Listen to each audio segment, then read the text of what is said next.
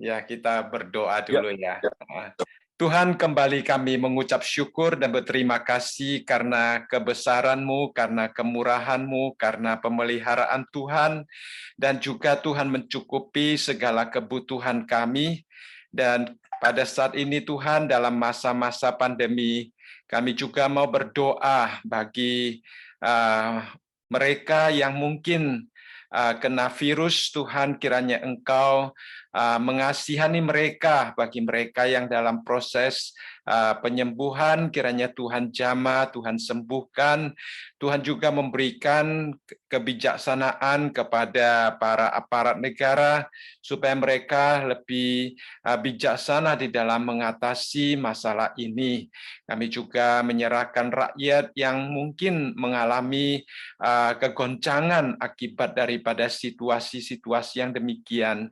Kiranya Tuhan juga menguatkan mereka, menghibur mereka, dan juga tetap menolong mereka menjaga emosi hati mereka, supaya tidak terjadi hal-hal yang tidak diinginkan. Tuhan, pada malam hari ini kami kembali akan mempelajari kitab Roma, dan kami berdoa kiranya Roh Kudus yang bekerja di tengah-tengah kami dan menerangi hati dan pikiran kami, sehingga kami dapat mengerti apa yang kami pelajari bersama-sama dan juga dapat kami terapkan di dalam kehidupan kami. Terima kasih Bapa, terpujilah nama-Mu. Di dalam nama Tuhan Yesus kami berdoa. Amin. Amin. Ya, selamat malam. Ya, malam ini kita akan kembali melihat di dalam kitab Roma. Ya, kita akan melihat dari pasal yang ke-15. Ya, kita sudah mulai memasuki pasal yang ke-15, dan kita akan melihat bagaimana nasihat daripada Rasul Paulus. Dia meneruskan apa yang telah dia sampaikan di dalam pasal yang sebelumnya, yaitu pasal yang ke-14 ya. Dan di dalam sini kita melihat ya, kembali kita melihat di dalam pasal yang ke-14, Rasul Paulus di situ mengingatkan kita untuk menerima orang yang lemah imannya tanpa mempercakapkan pendapatnya. Lalu di dalam pasal yang ke-15 dikatakan kita yang kuat wajib menanggung kelemahan orang yang tidak kuat, dan jangan kita mencari kesenangan kita sendiri. Nah, saya rasa ini adalah satu prinsip yang sangat penting di dalam kehidupan kita di dalam tubuh Kristus ya. Nah, di sini dikatakan ada yang imannya lemah, ada yang imannya kuat. Saya membaca satu cerita, dikatakan satu hari ada beberapa anak melihat ke langit lalu melihat awan katanya. Nah, saya cari-cari awan, saya lihat ada satu awan yang kelihatannya dapat ditafsir dengan berbagai macam pengertian ya. Nah, anak pertama melihat awan ini, dia katakan awan ini seperti Gunung Merapi ya. Lalu kemudian anak yang kedua datang, dia bilang bukan Gunung Merapi katanya, ini seperti dinosaurus katanya. Ya, lalu anak yang ketiga mengatakan tidak, ini kayaknya sebuah peta katanya.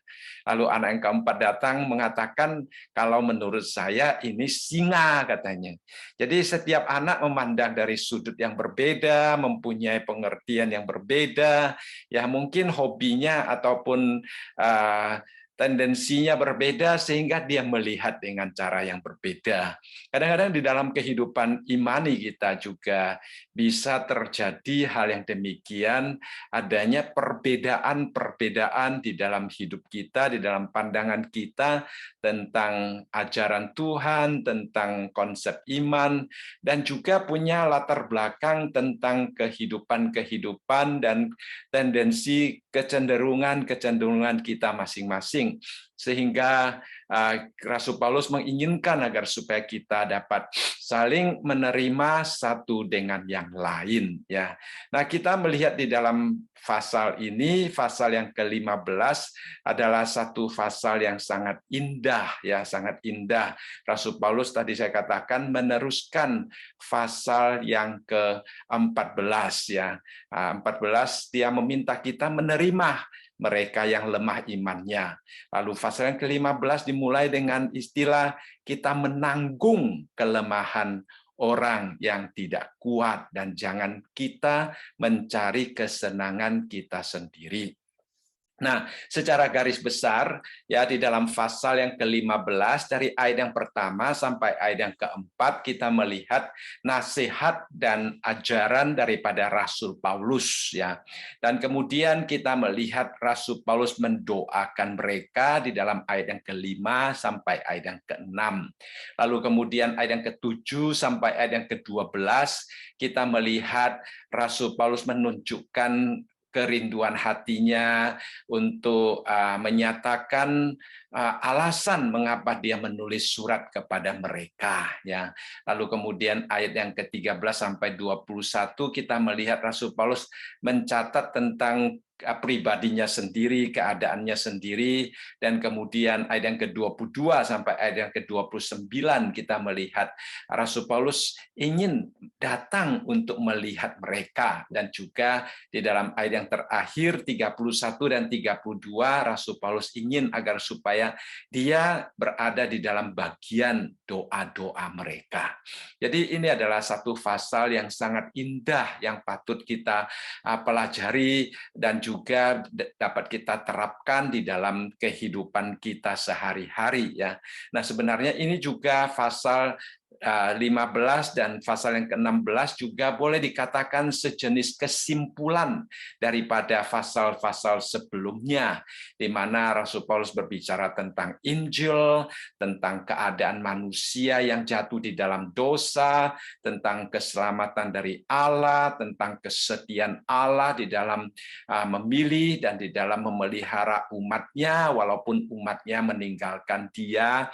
Dan kemudian kita melihat bagaimana Rasul Paulus berbicara tentang kehidupan orang Kristen yang dimulai dengan mempersembahkan diri, taat kepada pemerintah, saling mengasihi satu dengan yang lain, saling menerima satu dengan yang lain. Dan di sini dia ingin kita melihat kesimpulan yang sangat indah tentang kehidupan kita bersama-sama untuk memuliakan Tuhan ya. Khususnya di dalam pasal yang ke-15 hari ini kita akan membahas dari ayat yang pertama sampai ayat yang ke-6. Nah, di dalam 6 ayat ini kita melihat pertama-tama di dalam ayat yang pertama Rasul Paulus berbicara tentang bagaimana kita harus menanggung kelemahan orang yang tidak kuat ya. Orang-orang yang tidak kuat, saudara-saudara kita yang lemah itu adalah tanggung jawab kita untuk menolong mereka. Kemudian dia mengatakan di dalam ayat yang pertama bagian B dan ayat yang kedua, bagaimana kita tidak mencari kesenangan diri kita sendiri, tetapi kita mencari kesenangan daripada orang lain. Nah, ini adalah sesuatu yang tidak gampang, tetapi yang dapat kita lakukan kalau kita mau belajar daripada teladan Tuhan Yesus yang dikatakan di dalam ayat yang ketiga. Kemudian kita melihat juga dikatakan bahwa baik kehidupan Tuhan Yesus maupun Alkitab secara umum, Perjanjian Lama dan Perjanjian Baru merupakan catatan yang memberikan pengharapan di dalam hidup kita. Pengharapan itu juga merupakan motor, merupakan suatu kekuatan bagi kita untuk menanggung kelemahan orang yang tidak kuat ya. Setelah dia berbicara tentang pengharapan, dia berbicara tentang kerukunan, ya kerukunan yang harus kita bangun bersama-sama, dan kemudian dia berbicara tentang satu hati, satu suara di dalam memuliakan Tuhan. Jadi tujuan daripada 6 ayat ini berpusat pada memuliakan Tuhan. Bagaimana kita dapat memuliakan Tuhan? Kita mulai dengan hubungan kita satu dengan yang lain, bagaimana kita dapat saling menanggung satu dengan yang lain, lalu kita naik satu tingkat, bagaimana kita tidak mencari kesenangan diri kita sendiri, baru kita dapat menanggung akan kelemahan orang lain, dan kita belajar daripada teladan Tuhan Yesus dan sebagainya, supaya hidup kita sebagai umat Tuhan, sebagai tubuh Kristus, sebagai keluarga Allah, kita sungguh-sungguh dapat bersehati, ya, satu hati, satu suara di dalam kita memuliakan Allah. Baik, kiranya Tuhan menolong kita agar supaya kita dapat sungguh-sungguh mengerti apa yang Rasul Paulus ingin ajarkan pada hari ini, agar supaya kehidupan kita, baik secara pribadi, secara individual, maupun secara kolektif, ya, kita sungguh-sungguh dapat memuliakan Allah di dalam satu hati dan di dalam satu suara. Ya, kita sambil belajar, kita meminta Roh Kudus yang akan menolong kita. Baik, pertama-tama dia berbicara tentang bagaimana kita harus menanggung kelemahan orang yang tidak kuat, ya. Di sini dia katakan kita yang kuat wajib menanggung kelemahan orang yang tidak kuat, dan jangan kita mencari kesenangan diri kita sendiri. Nah, saudara sekalian, ini adalah satu nasihat yang sangat penting, ya. Setiap orang mempunyai kelemahan, ya. Setiap orang juga mempunyai kekuatan tertentu, ya. Baik di dalam kehidupan berkeluarga, ya, suami mempunyai kelemahan tertentu, mempunyai kekuatan tertentu. Istri mempunyai kelemahan tertentu, mempunyai kekuatan tertentu, ya. Di dalam tempat pekerjaan juga demikian, sehingga kita ditaruh bersama-sama untuk saling melengkapi. Dan juga di dalam kehidupan bergereja, di dalam keluarga Allah, maupun di dalam kehidupan bermasyarakat. Jadi kita dapat melihat bahwa saling menanggung kelemahan satu dengan yang lain itu merupakan unsur yang sangat penting untuk dapat memuliakan Allah di dalam kehidupan kita, ya. Nah, kita mungkin kadang-kadang lemah di dalam pengetahuan tentang firman Tuhan. Ada orang yang kuat di dalam pengetahuan tentang firman Tuhan. Ada orang yang mungkin lemah di dalam pelayanan. Ada orang yang sangat kuat di dalam pelayanan tertentu. Jadi kita saling menanggung, saling melengkapi, sehingga terbentuk satu tubuh yang berfungsi dengan baik. Nah, mungkin kelemahan itu tidak terlalu nyata, ya. Kita perlu sungguh-sungguh memberikan perhatian khusus, baru dapat kita menemukan kelemahan saudara kita, sehingga kita dapat menolong dia, membangun dia. Tetapi mungkin kadang-kadang kelemahan itu sangat jelas, ya. Tetapi Alkitab pernah berkata di dalam Yesaya pasal yang ke-42 ayat yang ketiga, di sini dikatakan buluh yang patah terkulai tidak akan diputuskannya, dan sumbu yang pudar nyalanya tidak akan dipadamkannya, tetapi dengan setia ia akan menyatakan hukum. Nah, kita melihat Tuhan kita, ya, walaupun melihat kelemahan manusia bagaikan buluh yang patah terkulai, ya, tetapi tidak diputuskan, gampang saja diputuskan, tidak diputuskan, ya. Jadi dari sini kita melihat bahwa Tuhan memberikan satu tanggung jawab yang besar kepada kita untuk menanggung saudara-saudara kita yang lemah. Lalu di sini ada satu istilah yang sangat jelas, yaitu istilah wajib. Ya. Nah, istilah wajib ini menunjukkan tentang tanggung jawab kita, kewajiban kita. Kalau kita melihat saudara kita lemah, itu Tuhan serahkan dia kepada kita, itu adalah tanggung jawab kita untuk menolong saudara kita yang lemah itu. Karena mereka juga anggota tubuh Kristus, mereka juga adalah milik Kristus, mereka juga telah ditebus oleh Tuhan, sehingga Tuhan juga mempercayakan mereka kepada kita. Sehingga itu merupakan tanggung jawab kita, dan kita satu hari pada waktu kita berhadapan dengan Tuhan, mungkin kita akan mempertanggungjawabkannya di hadapan takhta Allah, ya. Jadi saudara sekalian, dikatakan di sini kita wajib untuk menanggung kelemahan orang yang tidak kuat.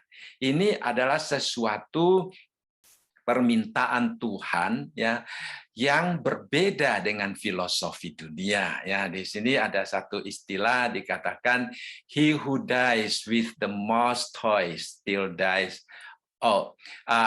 Saya tadinya bukan mau yang ini, ya. Saya bilang ada kaos yang lain mengatakan he who dies with the most toys wins ya saudara sekalian. Tetapi kalau di dalam kekristenan kita melihat orang yang walaupun mendapatkan seluruh dunia tetap tidak ada artinya kalau dia kehilangan jiwanya ya.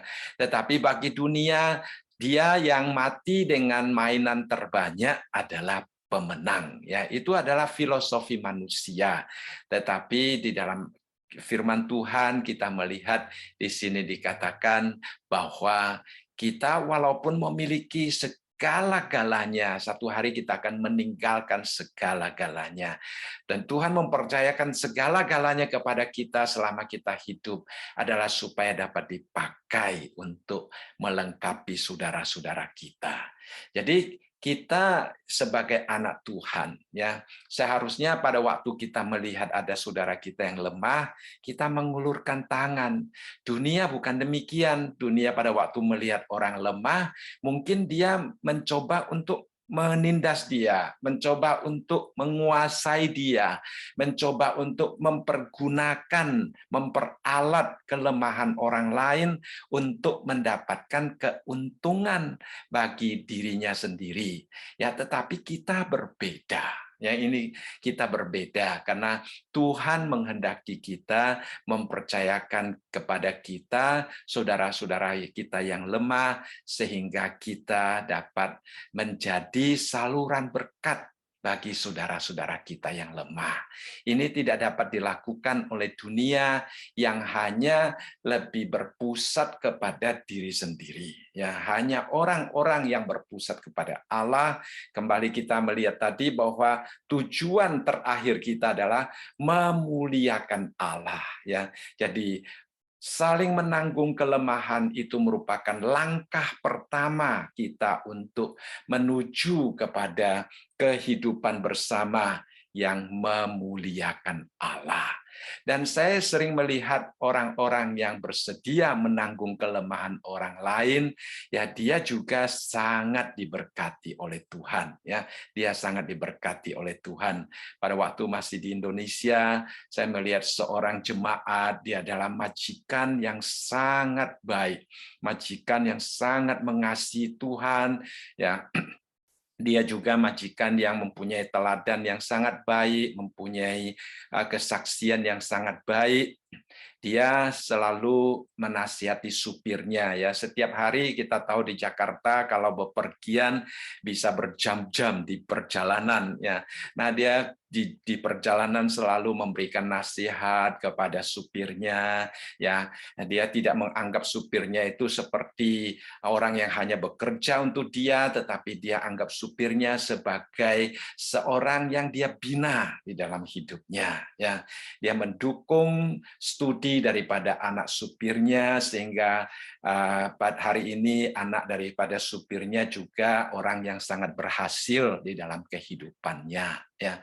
Dia juga membantu banyak pegawai-pegawainya yang lain, bahkan mendukung pegawainya untuk distudikan di luar negeri kalau dia melihat pegawainya baik ya. Nah, majikan yang demikian akhirnya dia juga sangat diberkati oleh Tuhan ya. Pegawainya sangat dapat dipercaya, pegawainya mempunyai rasa memiliki akan perusahaan itu ya, sehingga dia tinggalkan perusahaan itu dan pergi ke luar negeri berbulan-bulan pun ya, perusahaannya dapat berjalan dengan lancar tanpa dia harus duduk di kantor ya. Itu adalah satu berkat yang Tuhan berikan kepada dia karena dia mau melihat akan menanggung akan kelemahan orang lain dengan mendukung mereka, dengan membangun mereka. Saya juga ada melihat ada majikan-majikan ya yang mungkin menekan pegawainya, ya pegawainya itu ganti terus, tidak ada yang memiliki sense of belonging ya. Mereka itu karena ganti terus akhirnya tidak sungguh-sungguh mempunyai satu koneksi yang baik dengan majikannya, dan majikan yang demikian biasanya harus bekerja keras seorang diri ya saudara sekalian. Nah, karena dia dia tidak membangun satu tim yang sungguh-sungguh dapat bersama-sama memajukan perusahaannya. Jadi itu kehidupan yang nyata, saudara sekalian. Nah, di dalam kehidupan sebagai umat Tuhan, di dalam rumah Tuhan, ya kita juga demikian. Kita diminta untuk saling mendukung satu dengan yang lain, saling memperhatikan satu dengan yang lain.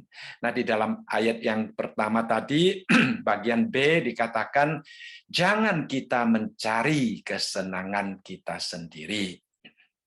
Manusia selalu ingin mencari kesenangannya. Ya, ini adalah rahasia mengapa kita dapat menanggung kelemahan orang lain, karena kita tidak mencari kesenangan diri kita sendiri. Ya, nah kita kalau seorang yang imannya sungguh-sungguh kuat, ya imannya sungguh-sungguh benar, dia adalah seorang Kristen yang sungguh-sungguh lebih berfokus kepada kebutuhan orang lain daripada kebutuhan dirinya sendiri. Nah, kalau seorang Kristen yang tidak mempunyai iman yang kokoh, saudara sekalian, justru dia lebih gampang berfokus kepada dirinya sendiri daripada melihat orang lain. Nah, di sini Paulus dengan jelas mengatakan bahwa orang Kristen tidak boleh mencari kesenangannya sendiri. Kita tidak boleh menjadikan hidup kita hanya untuk memuaskan selera kita, keinginan yang ada di dalam hati kita. Ya, kadang-kadang baik bagi kita untuk keluar dari diri kita sendiri dan kita mencoba untuk memasuki kehidupan orang lain, melihat kebutuhan orang lain, dan mencoba untuk menanggung apa yang ada di dalam orang lain. Ya, itu adalah sesuatu hal yang kalau kita sungguh-sungguh menerapkannya, kita akan merasakan betapa indahnya kita sebagai anak Tuhan. Ya, ini adalah pelajaran yang sangat penting. Ya, kita harus kadang-kadang melawan arus. Kembali kita melihat manusia pada prinsipnya lebih gampang melihat kebutuhan diri sendiri. Ya, kalau melihat kesalahan mungkin gampang melihat kesalahan orang lain, tapi kalau kebutuhan ya melihat kebutuhan diri sendiri, ya saudara sekalian. Itu manusia. Sehingga sebagai orang Kristen kita seolah-olah melawan arus, ya. Kita harus berjuang, ya. Nah, untuk tidak mencari kesenangan diri kita sendiri, ya. Nah, itu adalah penting. Kalau kita tidak mencari kesenangan diri kita sendiri, di dalam ayat yang kedua dikatakan setiap orang di antara kita harus mencari kesenangan sesama kita demi kebaikannya untuk membangunnya.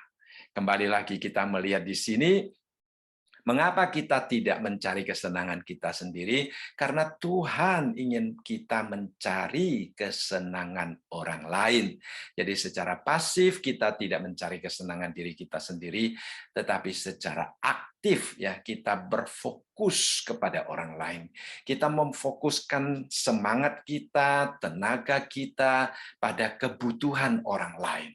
Nah, perlu diperhatikan, saya rasa seorang penulis, penafsir, dia sengaja secara khusus menekankan hal ini dan saya rasa ini penting, ya. Dia katakan kita mencari kesenangan sesama kita bukan berarti kita memenuhi tuntutan keinginan seseorang, ya, tetapi kita mencoba melihat kehendak yang Allah inginkan di dalam orang tersebut, lalu kita mencoba untuk menolong dia. Nah, itu adalah sesuatu yang penting karena manusia kesenangannya kalau seandainya hanya ingin memenuhi tuntutan keinginannya sendiri, kita juga tidak bisa ya memenuhi apa yang dia inginkan karena bisa juga menjadi sesuatu yang mencelakakan dia, yang belum tentu menyenangkan Tuhan.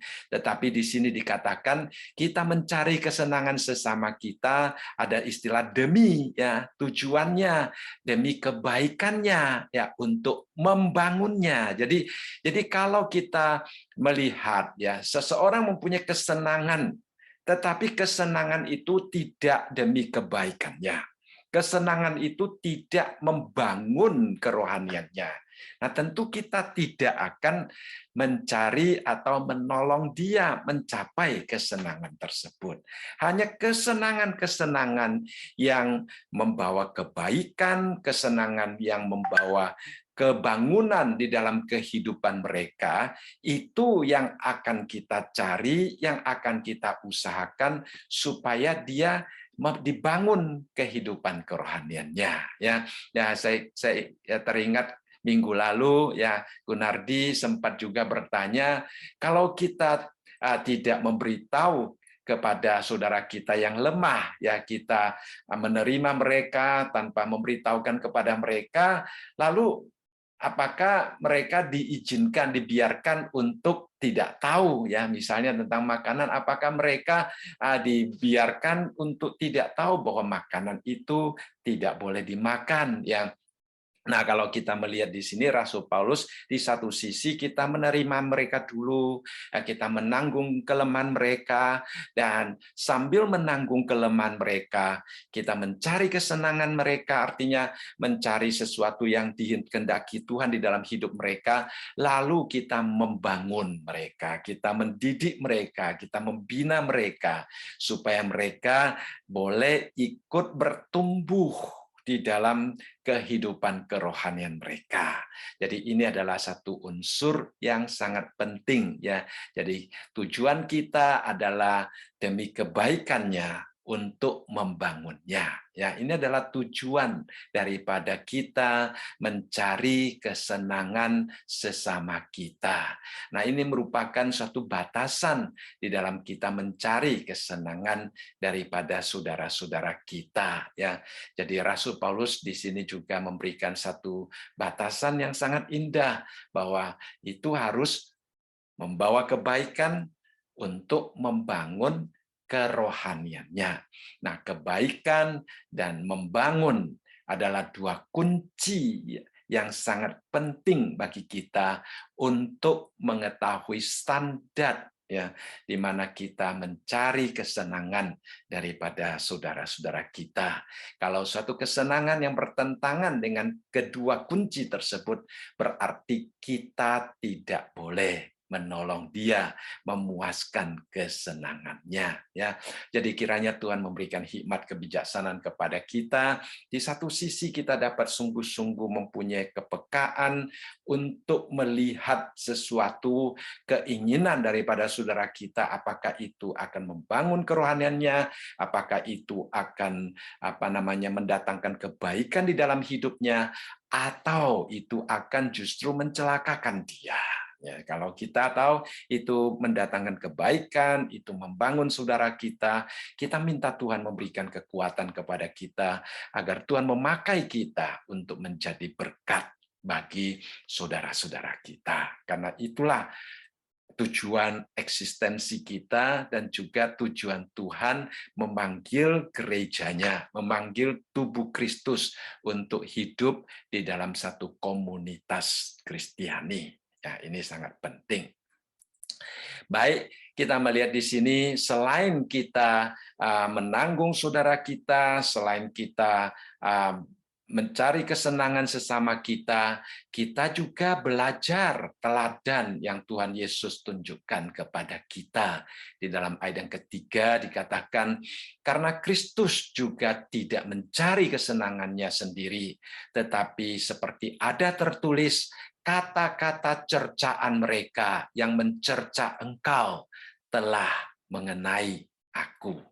Jadi Tuhan Yesus di dalam hidupnya di dunia ini, dia tidak pernah mencari kenyamanannya, kesenangannya, bahkan tidak mencari pujian bagi dirinya sendiri. Ya, kita melihat Tuhan Yesus berkali-kali menunjukkan kepada kita tentang keadaannya, seperti di dalam Matius pasal yang ke-8 ayat yang ke-20, Tuhan Yesus berkata bahwa serigala mempunyai liang dan burung mempunyai sarang, tetapi anak manusia tidak mempunyai tempat untuk meletakkan kepalanya. Artinya dia tidak mempunyai sebuah rumah untuk dia tidur, saudara sekalian. Nah, saudara, itu adalah pernyataan Tuhan Yesus tentang keadaannya selama di dalam dunia ini, ya. Kemudian di dalam ayat yang Yohanes pasal yang kelima ayat yang ke-30, Tuhan Yesus di sini juga berkata, aku tidak dapat berbuat apa-apa dari diriku sendiri. Aku menghakimi sesuai dengan apa yang aku dengar, dan penghakimanku adil sebab aku tidak menuruti kehendakku sendiri, melainkan kehendak Dia yang mengutus aku.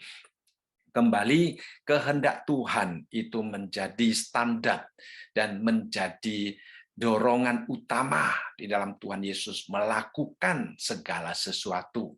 Nah, kita tidak mencari kesenangan diri kita sendiri, kita mencari kesenangan orang lain yang sesuai dengan kehendak Allah. Tuhan Yesus dalam dunia ini, dia juga tidak mencari kesenangannya sendiri, kehendaknya sendiri, tetapi kehendak Tuhan yang menjadi dasar.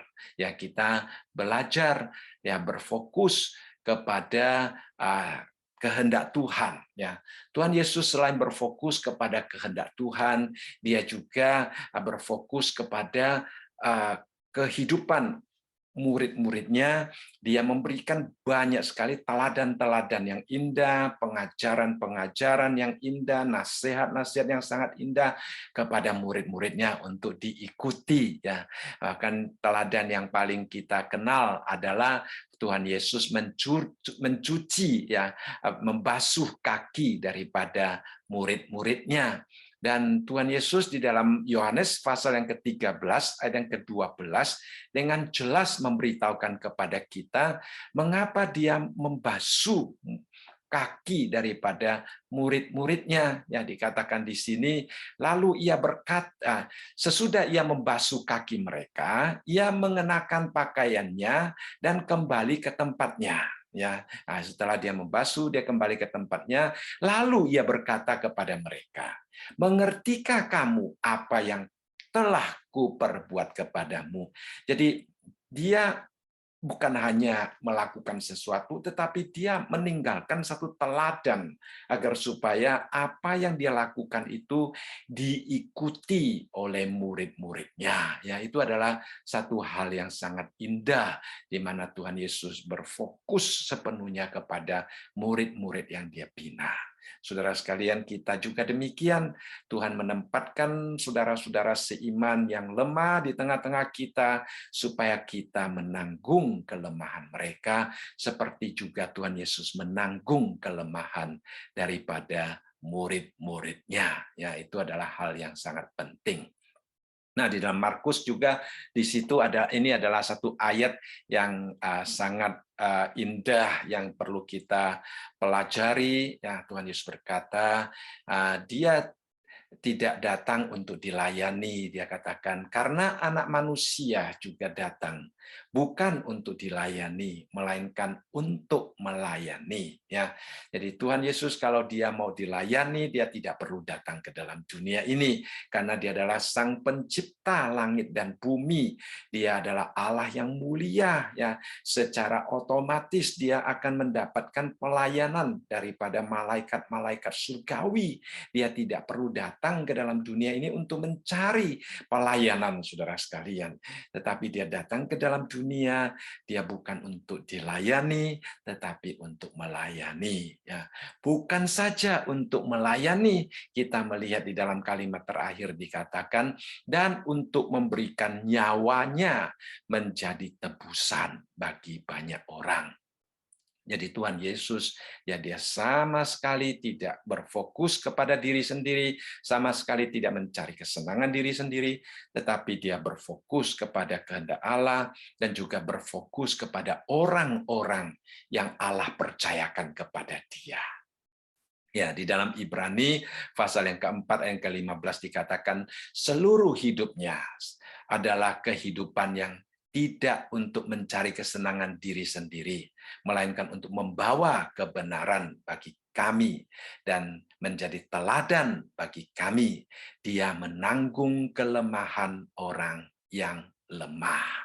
Jadi itu adalah sesuatu contoh teladan yang Tuhan Yesus telah tinggalkan bagi kita, yang patut kita pelajari. Ya, jadi Rasul Paulus dia menasihati kita untuk menanggung kelemahan saudara-saudara kita yang tidak kuat, bukan tanpa contoh, bukan tanpa alasan, saudara sekalian, karena Tuhan Yesus telah melakukannya, telah menunjukkannya, dan meninggalkan teladan yang indah bagi kita.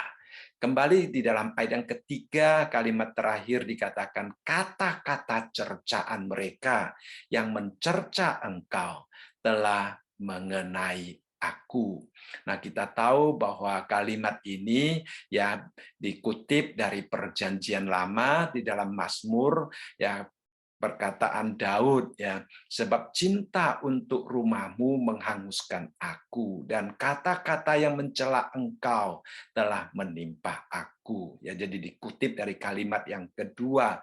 Kalimat yang pertama kita pernah melihat pada waktu Tuhan Yesus mengusir pedagang-pedagang merpati. Dia katakan, ambil semuanya ini dari sini, jangan kamu membuat rumah Bapakku menjadi tempat berjualan. Maka teringatlah murid-muridnya bahwa ada tertulis, cinta untuk rumahmu menghanguskan aku. Jadi Daud dia juga mempunyai kerinduan yang sedemikian rupa, ya. Nah, Tuhan Yesus juga mempunyai perasaan yang sama, sehingga di dalam ayat yang ketiga tadi dikatakan bahwa kata-kata cercaan mereka yang mencerca engkau telah mengenai aku. Ini juga berarti bahwa Tuhan Yesus dia sebenarnya merasakan serangan-serangan daripada orang-orang yang tidak mencintai Allah. Dia merasakan hati yang pedih pada waktu dia melihat dunia tidak mengasihi Allah, pada waktu dia melihat dunia tidak mengutamakan Allah, ya. Tuhan Yesus menangisi Yerusalem, saudara sekalian. Seorang pernah bertanya demikian, ya, pada waktu dia menafsir akan Lukas pasal yang ke-19 ayat yang ke-37 sampai 44, dia bertanya, kapan terakhir kali ya Anda menangis, ya. Lalu kemudian dia bertanya, apa yang menyebabkan Anda menangis? Katanya, sebab masa pandemi ini banyak orang menangis karena kehilangan, mungkin kehilangan yang dikasihi, mungkin kehilangan pekerjaan, mata pencaharian, kehilangan kebersamaan dengan sanak saudara, kehilangan kesehatan, atau bahkan dikatakan ada orang yang suka window shopping, katanya kehilangan kesempatan untuk shopping, katanya. Atau ada yang suka makan, ya, banyak restoran-restoran yang tutup, saudara sekalian, ya, mereka kehilangan. Tetapi kalau kita melihat Tuhan Yesus, dia menangis karena dia melihat Yerusalem itu seperti domba-domba yang tidak mempunyai gembala, ya. Dia menangisi Yerusalem karena apa? Karena dia melihat Yerusalem itu meninggalkan Tuhan, karena Yerusalem itu tidak mengerti akan tujuan kedatangannya, ya. Jadi kita melihat Tuhan Yesus, dia begitu merasakan bahwa orang-orang yang tidak mencintai Tuhan itu sebenarnya adalah sesuatu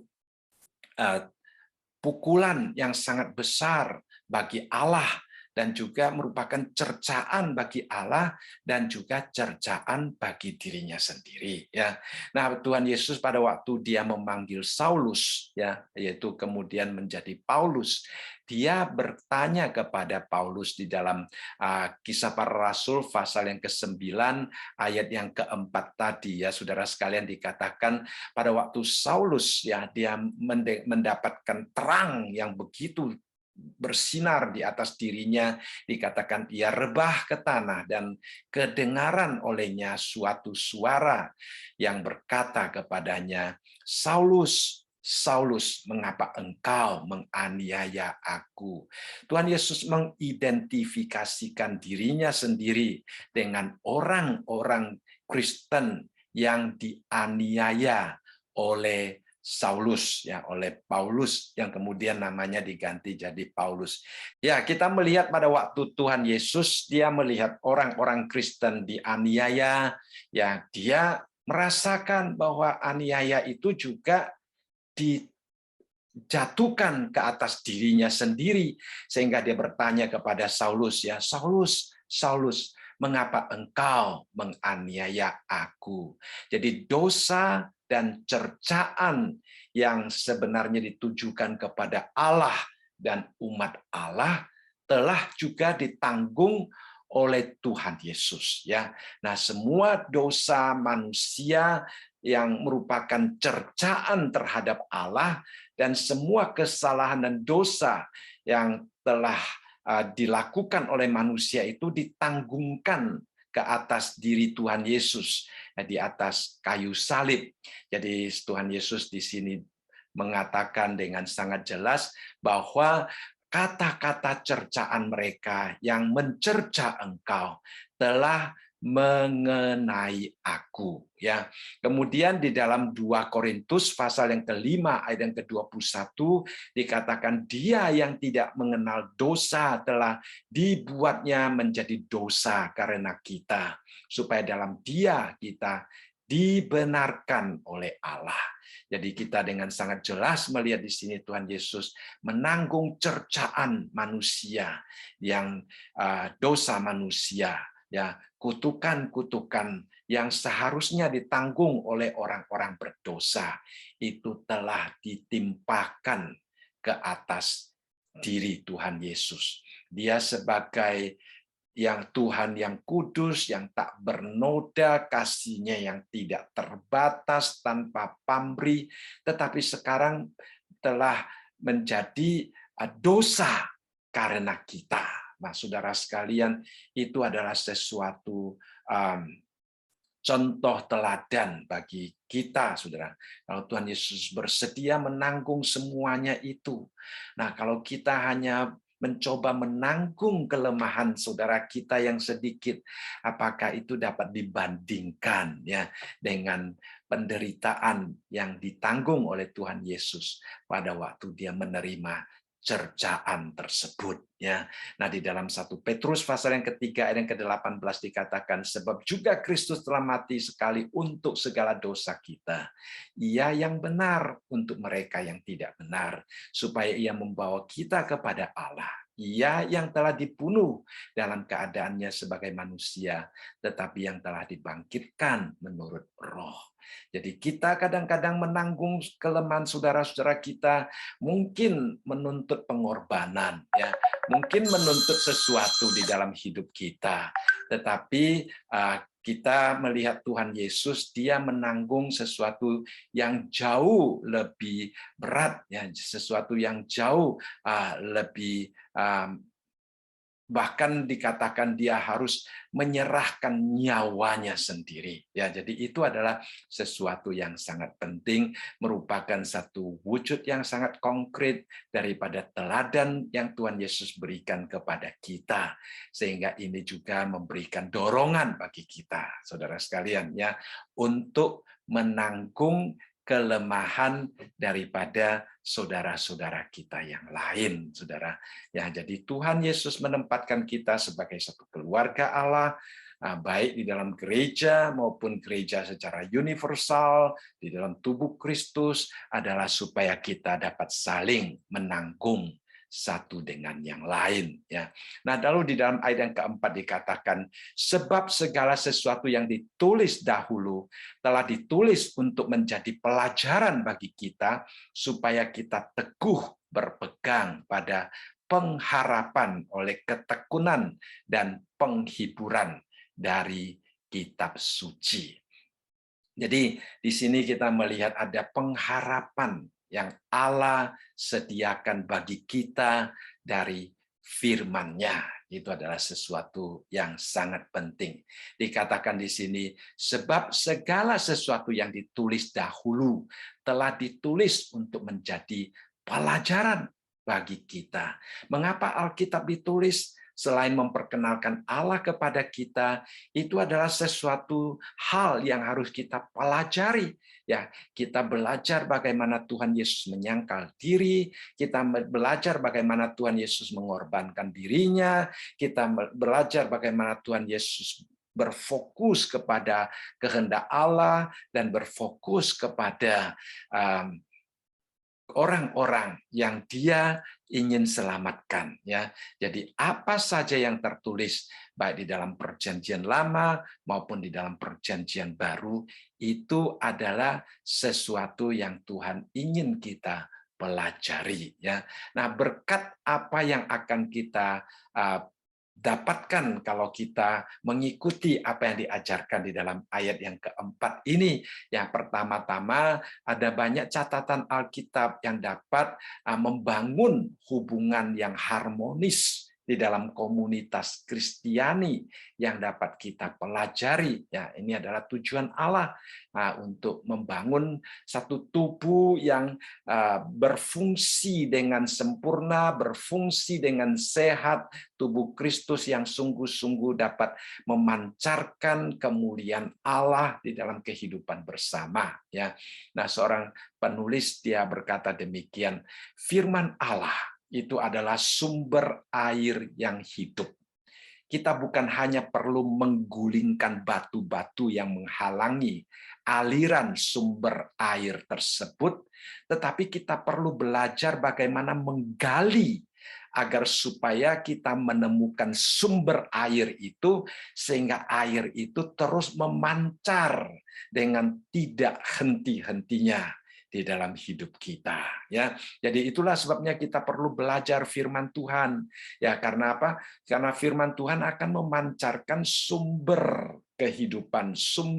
Firman Tuhan merupakan sumber air yang akan terus-menerus secara tidak henti-hentinya memancarkan, ya, memancarkan air hidup di dalam kehidupan kerohanian kita. Kemudian kalimat selanjutnya dikatakan, ya, di dalam ayat yang keempat ini, supaya kita teguh berpegang pada pengharapan oleh ketekunan dan penghiburan dari kitab suci. Jadi kita kalau mempelajari firman Tuhan, ya, berkat yang kedua dikatakan di sini adalah kita akan mendapatkan pengharapan. Nah, pengharapan yang dimaksudkan di sini adalah pengharapan yang diterima karena adanya ketekunan dan penghiburan. Ya, ketekunan itu kesabaran dan penghiburan yang diberikan oleh kitab suci, ya. Kadang-kadang kita mempunyai pengharapan, tetapi pengharapan yang mungkin tidak dapat kita temukan hasilnya, ya. Tidak ada kepastiannya, ya, dan kita juga tidak diberikan kekuatan, kesabaran, penghiburan, sehingga di dalam penantian, saudara sekalian, yang menanti adalah sesuatu yang sangat menderita. Ya, bahkan ada satu pepatah Chinese mengatakan, semakin banyak kita mengharap, semakin besar keputusasaan kita. Ya, siwang yue ta, shuang Yeta, ya. Nah, siwang sama shuang, ya. Siwang itu harapan, tapi shuang itu adalah putus asa. Nah, saudara sekalian, jadi harapan semakin besar, putus asa juga semakin besar. Mengapa dikatakan demikian? Karena mungkin pengharapan itu berbeda dengan pengharapan yang diberikan oleh Allah melalui firman-Nya. Ya, ada orang berkata, apa yang akan kita lakukan jika anak-anak yang kita doakan tidak menjadi seorang seperti yang kita harapkan? Ya, apa yang akan kita lakukan jika usaha atau bisnis kita atau pekerjaan kita tidak selancar dengan yang kita harapkan? Apa yang akan kita lakukan jika sahabat kita tidak sesetia yang kita harapkan, ya. Nah, kita mungkin akan merasa putus asa atau kecewa, ya, sehingga dikatakan oleh pepatah tadi bahwa semakin besar harapan kita, semakin besar juga kekecewaan kita. Itu yang seringkali kita alami di dalam kehidupan nyata. Tetapi di sini berbeda, karena pengharapan yang kita terima adalah pengharapan dari Allah. Ya, Allah itu setia, Allah dapat dipercaya, ya, Allah, pengharapan yang kita dapatkan daripada Alkitab adalah janji daripada Allah sendiri, sehingga itu adalah satu kepastian, saudara sekalian. Saya ingat waktu masih di Indonesia suka menyanyi sebuah lagu yang bahwa kasih Allah itu sepasti, ya, matahari yang terbit, saudara sekalian. Saya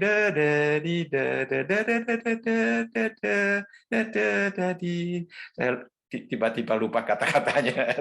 Ya, jadi menunjukkan bahwa Allah kita adalah sepasti matahari yang terbit. Jadi pengharapan kita kepada Allah juga sepasti itu, saudara sekalian. Ya, bukan hanya Allah yang menjanjikan itu setia, bukan hanya Allah yang menjanjikan itu dapat dipercaya, bahkan di dalam proses penantian itu, saudara sekalian, di dalam proses penantian itu Tuhan memberikan ketekunan. Tuhan memberikan penghiburan melalui firman-Nya.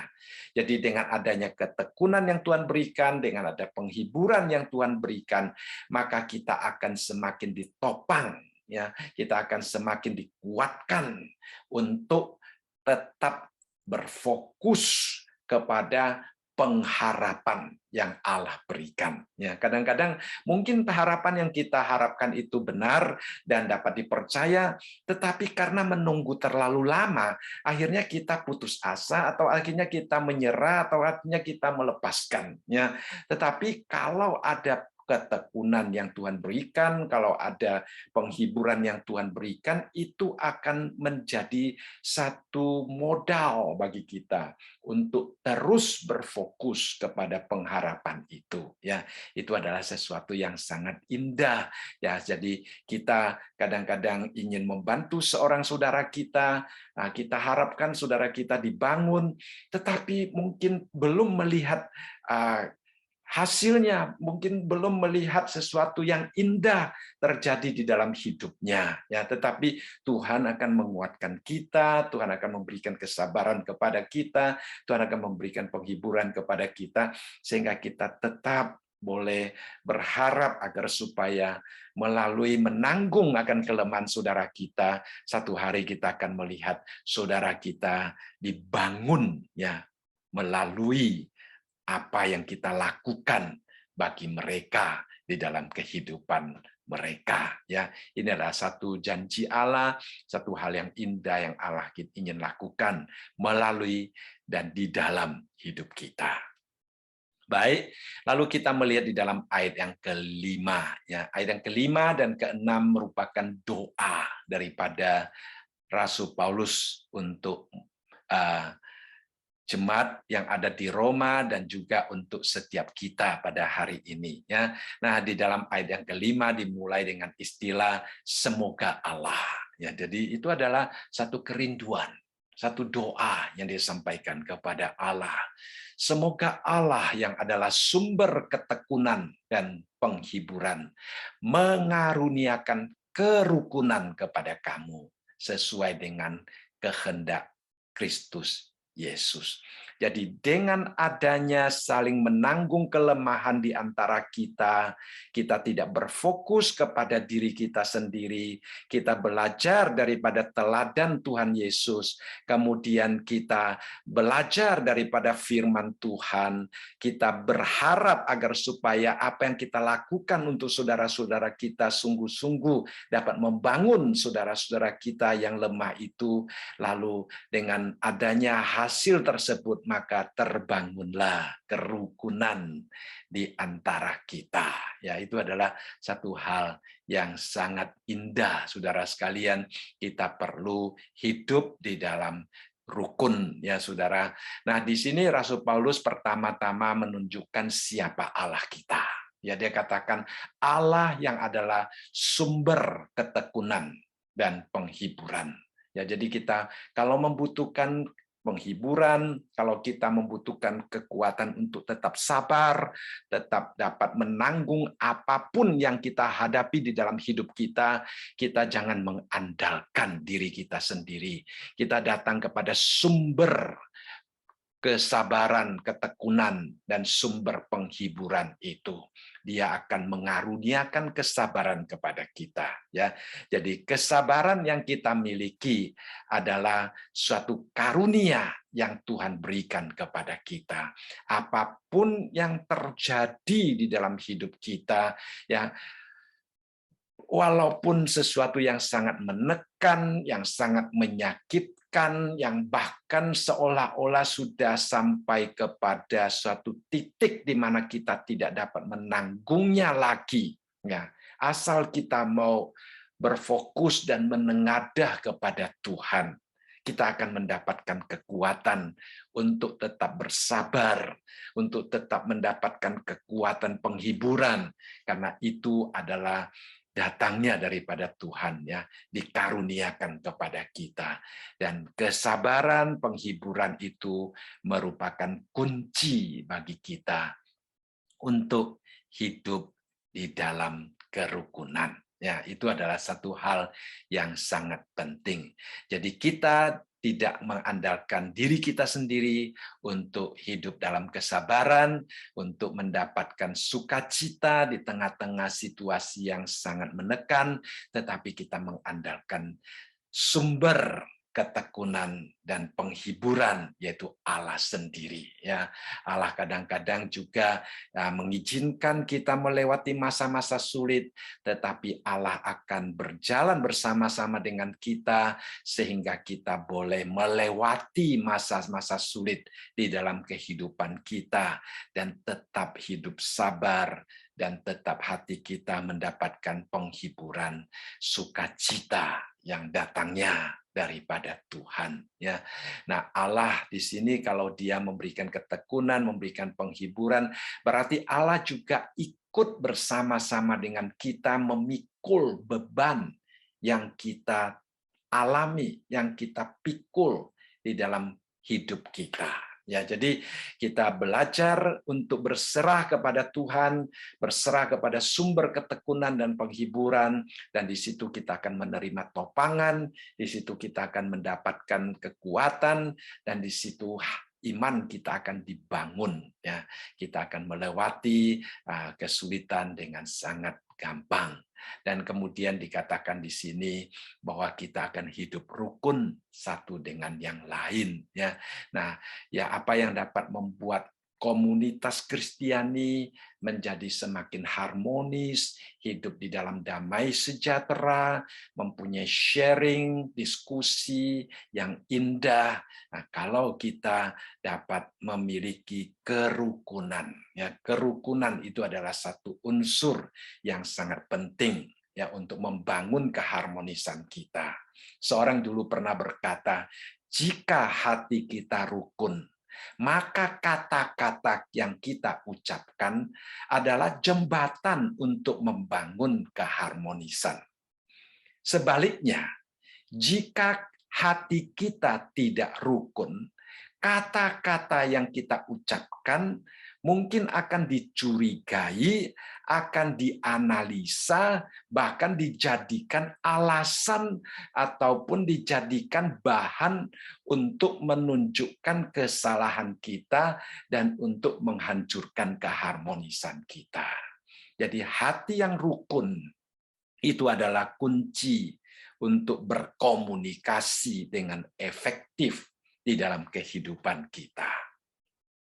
Dan siapa yang dapat memberikan kerukunan di dalam hidup kita, baik di dalam tubuh Kristus, kerajaan Allah, maupun di dalam keluarga Allah atau keluarga kecil kita, ya, Tuhan yang dapat memberikan kerukunan, ya. Jadi kerukunan meningkatkan sikap saling menolong seperti yang dikatakan di dalam ayat yang pertama. Kerukunan menolong kita untuk menanggung kelemahan saudara-saudara kita yang kurang kuat, ya. Nah, kita mempunyai kekuatan, mempunyai kelemahan, kita saling membutuhkan. Nah, kiranya Tuhan menganugerahkan kerukunan itu supaya kita mempunyai rasa saling memiliki, rasa persaudaraan yang sejati. Nah, dengan demikian kita bersedia melengkapi mereka yang lemah, menerima mereka yang lemah, sehingga kita dapat menciptakan suatu komunitas Kristiani yang hidup di dalam keharmonisan yang diinginkan oleh Allah bagi setiap kita. Nah, bila umat Tuhan hidup dengan rukun, berarti kita hidup sesuai dengan firman Allah, ya. Nah, hidup kita akan menyenangkan Tuhan dan dunia akan mengenal kita sebagai murid-murid Tuhan. Ya. Lalu di dalam ayat yang ke-16, selain kalau kita ada kerukunan, ya, selain ada kerukunan, maka dikatakan di dalam ayat yang ke-6 ada satu istilah sehingga, ya. Sehingga merupakan hasil yang dibawakan oleh kerukunan. Kalau kita ada kerukunan, maka kita akan memuliakan Allah dengan satu hati dan satu suara. Nah, itu penting, ya. Kerukunan akan menciptakan kesehatian sehingga kita dengan satu hati, satu suara, kita akan memuliakan Tuhan. Jadi kita melihat di sini adalah fondasi untuk menerapkan kasih Allah kepada saudara-saudara seiman kita yang masih lemah, ya, yaitu kalau kita rukun dan kita bersehati, ya, itu adalah fondasi yang sangat penting, dan fondasi ini akan kita miliki kalau Tuhan sendiri yang menganugerahkannya kepada kita, ya. Nah, walaupun kita mungkin berbeda secara latar belakang, kita berbeda dengan cara kita berpikir, ya, seperti keempat anak melihat awan tadi dengan konsep yang berbeda, dengan pengertian yang berbeda. Di dalam kehidupan komunitas Kristiani kita juga bisa demikian, saudara sekalian.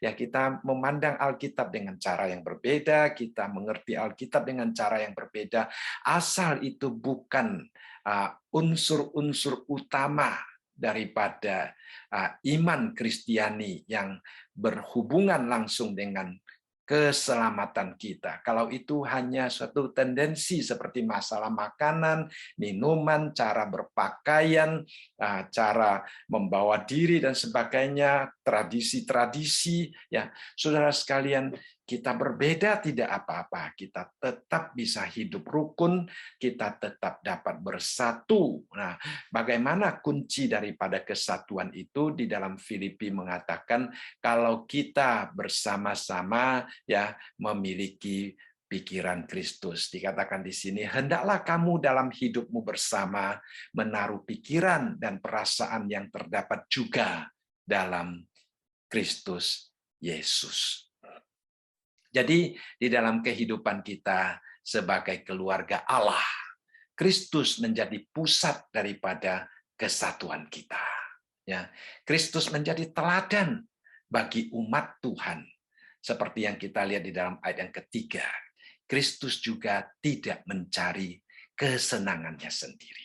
Ya, nah, kita satu hati dan satu suara di dalam kebenaran, saudara sekalian. Ya, memang juga kadang-kadang kita melihat ada orang yang satu hati dan satu suara, tetapi bukan untuk kebenaran. Ya, ini tercatat di dalam Kejadian, saudara sekalian. Ya, dikatakan di dalam Kejadian, mereka itu satu bangsa dengan satu bahasa untuk semuanya. Ini barulah permulaan usaha mereka, mulai dari sekarang apapun yang apapun juga yang mereka rencanakan, tidak ada yang tidak akan dapat terlaksana. Nah, ini adalah satu kesatuan yang mereka pakai bukan untuk menyenangkan Tuhan, bukan untuk kebenaran Tuhan, tetapi untuk menentang Tuhan. Ya, bahkan di dalam Wahyu pasal yang ke-17 ayat yang ke-13 dikatakan mereka seia sekata kekuatan dan kekuasaan mereka berikan kepada binatang itu, yaitu musuh Allah, ya saudara sekalian. Jadi kita melihat di sini dunia kadang-kadang juga kelihatannya seia sekata, ya satu hati, satu suara, tetapi untuk hal-hal yang tidak menyenangkan Tuhan. Tetapi kita hidup di dalam kesatuan adalah untuk menyenangkan Tuhan, ya. Lalu kemudian di dalam ayat yang ke-6 kalimat terakhir dikatakan sehingga dengan satu hati dan satu suara kamu memuliakan Allah dan Bapa Tuhan kita, Yesus Kristus. Jadi kembali kemuliaan Allah itu merupakan kunci, merupakan tujuan daripada apa yang kita lakukan untuk saudara-saudari seiman kita. Ya, saudara-saudari seiman kita yang lemah, kita bantu, kita tanggung kelemahannya, karena kita ingin melaluinya kita dapat memuliakan Allah. Ya, nah di dalam katekisme pendek daripada Westminster, di situ ditanyakan apa tujuan hidup manusia, saudara sekalian, ya. Nah, jawabannya adalah tujuan hidup manusia, ya, adalah untuk memuliakan Allah serta menikmati Dia selamanya, ya. Jadi kita ingin memuliakan Allah, bukan hanya memuliakan Allah, kita menikmati Allah untuk selama-lamanya, ya. Jadi apa yang menjadi kenikmatan di dalam hidup kita? Ada orang mungkin mencari uang sebagai kenikmatan di dalam hidupnya. Ada orang yang mungkin keluarga yang harmonis sebagai kenikmatan di dalam hidupnya. Ada orang yang mungkin pendidikan, belajar sesuatu menjadi kenikmatan di dalam hidupnya. Ada orang mungkin pakaian, ya, pakaian yang indah menjadi kenikmatan hidupnya. Ada orang mungkin makanan menjadi kenikmatan hidupnya. Tetapi kalau kita berfokus untuk memuliakan Tuhan, maka menikmati Tuhan. Artinya hubungan kita dengan Tuhan, kita menikmati doa kita menikmati proses belajar firman Tuhan, ya. Itu adalah sesuatu yang membuat kita bahagia di dalam hati kita, ya. Jadi ada banyak alasan yang bisa membuat kita bahagia, tetapi orang yang hidup memuliakan Tuhan, dia akan menjadikan menikmati Tuhan sebagai kebahagiaan yang sejati di dalam hidupnya. Jadi saudara, kita kembali melihat apa yang kita pelajari pada hari ini. Ya, pertama-tama kita menanggung kelemahan saudara-saudara kita. Bagaimana caranya kita dapat menanggung kelemahan saudara-saudara kita yang kuat, yang tidak kuat?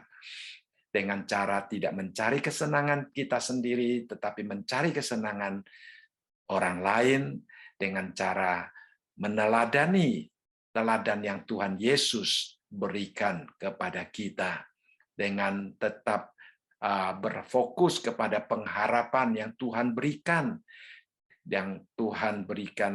melalui penghiburan, melalui kesabaran, dan juga kerukunan yang Tuhan karuniakan kepada kita, sehingga kita boleh menciptakan sehati dan sepikir untuk hidup memuliakan Tuhan. Ya, kiranya Tuhan menolong kita agar supaya keberadaan kita sebagai komunitas Kristen tujuannya adalah untuk memuliakan Allah. Nah, dunia melihat kesatuan kita, dunia melihat kerukunan kita, dunia melihat pengharapan yang ada di dalam hidup kita, dunia melihat Tuhan Yesus di dalam diri kita, dan dunia akan melihat bahwa kita bukan hidup untuk diri kita sendiri, tetapi kita hidup untuk mencari kehendak Allah dan kita membangun orang lain supaya semakin dekat dengan Tuhan. Ya, baik. Saya rasa malam ini kita sampai di sini. Mari kita berdoa. Tuhan, kami kembali bersyukur melalui pelajaran yang kami belajar bersama-sama pada malam hari ini. Kami melihat bagaimana tujuan hidup kami adalah untuk memuliakan Tuhan. Dan kami melihat bagaimana langkah-langkah yang Tuhan tunjukkan kepada kami supaya kami dapat hidup memuliakan Allah, yaitu saling membangun di antara kami, menanggung kelemahan daripada saudara-saudari kami yang Tuhan percayakan kepada kami, hidup mengikuti teladan yang Tuhan Yesus berikan kepada kami, belajar firman Tuhan dengan setia, supaya kami mendapatkan pengharapan daripada Tuhan, supaya kami diberikan kerukunan, supaya kami hidup sehati dan sepikir. Bapa, kami sadar ini adalah sesuatu yang sangat tidak gampang bagi kami sebagai manusia yang lebih gampang berfokus kepada diri sendiri, yang lebih gampang untuk mencari kesenangan sendiri. Tetapi kami yakin bahwa Tuhan akan memberikan kepada kami, dan Tuhan akan menopang kami, dan Tuhan yang memberikan pengharapan bahwa kami akan mencapainya. Tuhan juga yang memberikan kesabaran kepada kami dan penghiburan kepada kami, sehingga satu hari kami boleh membangun suatu komunitas Kristiani yang saling membantu satu dengan yang lain, saling menanggung beban, saling menanggung kelemahan satu dengan yang lain, supaya sungguh-sungguh kami menunjukkan kerukunan yang sesungguhnya, dan kami menunjukkan kesehatian di dalam hidup memuliakan Allah. Terima kasih Bapa, di dalam nama Tuhan Yesus kami berdoa. Amin. Terima kasih.